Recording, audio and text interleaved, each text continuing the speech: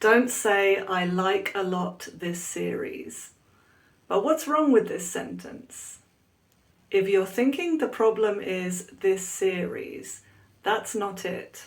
Series is actually both a singular and a plural noun. One series, two series. So what's the problem? It's actually the word order that is incorrect.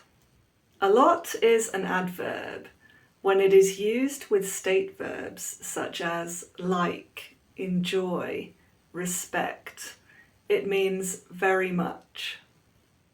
It must follow the object of the verb and it comes at the end of the phrase. I like this series a lot. She enjoys reading a lot. They respect him a lot. When used with action verbs such as go, play, and do, it means very often. And again, it must follow the object of the verb at the end of the phrase. I go swimming a lot. He plays tennis a lot. Can you think of some example sentences using a lot? Put your ideas in the comments.